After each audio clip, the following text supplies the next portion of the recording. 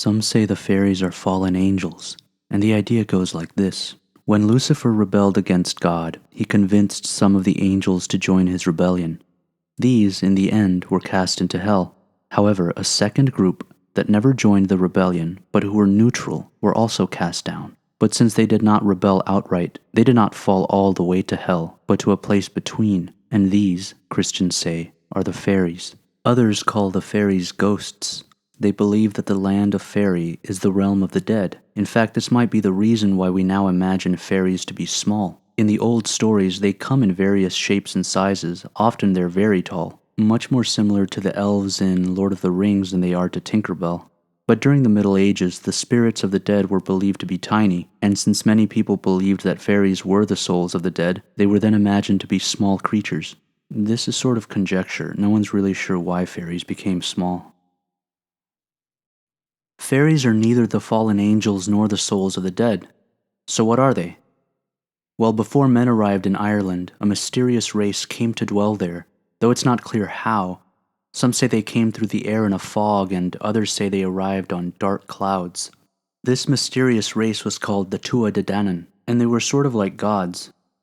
When mortal men arrived in Ireland, they did battle with the Tuatha De Danann, and surprisingly beat them. But the mysterious race did not disappear.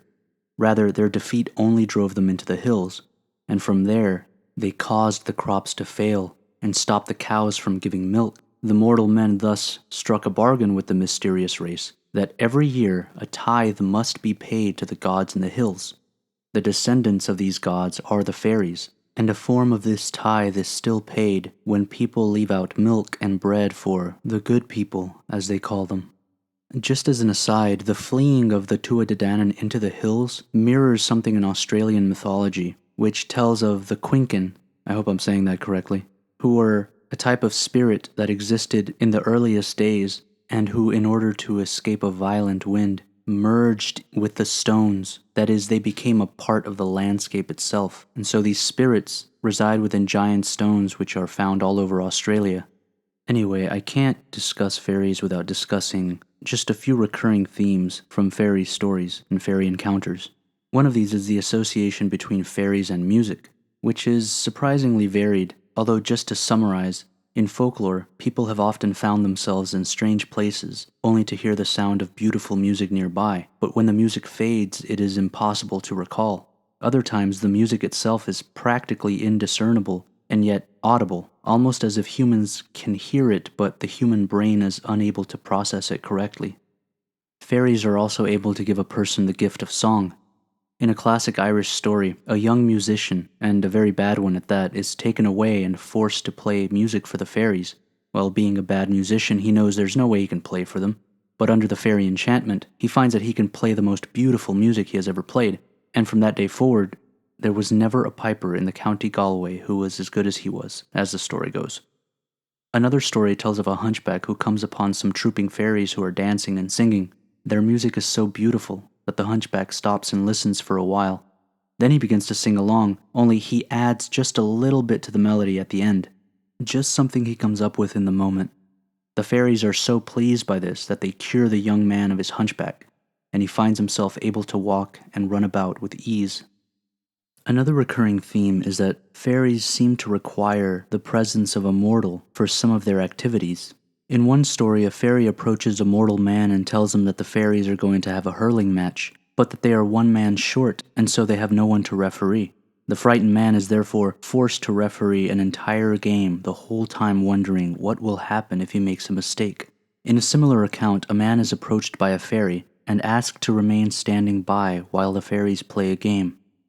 In a different story, a young girl is led away to the land of fairy to be present at a fairy birth. She stands with the fairies and witnesses the birth of the fairy child. Now, often when fairies take someone to their realm, that person has to outwit the fairies in order to return home, or has to go through some arduous task.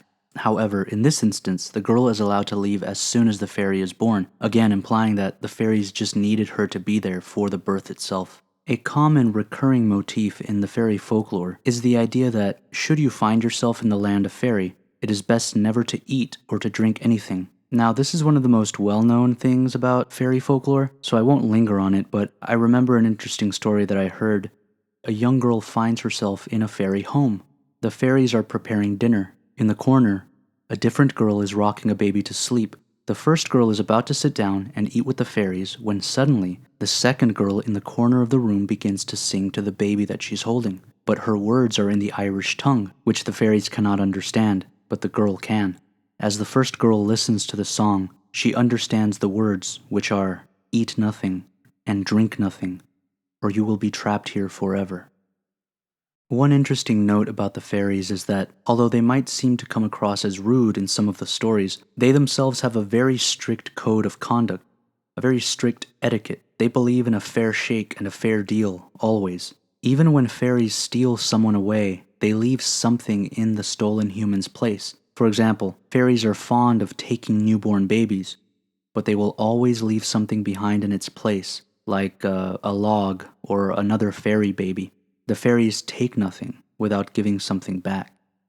So that's pretty much it. That's the rough outline of fairy folklore and the quote-unquote superstition surrounding fairies. I hope it was a little informative. I'm not Irish, but Gaurav Mahagat for listening.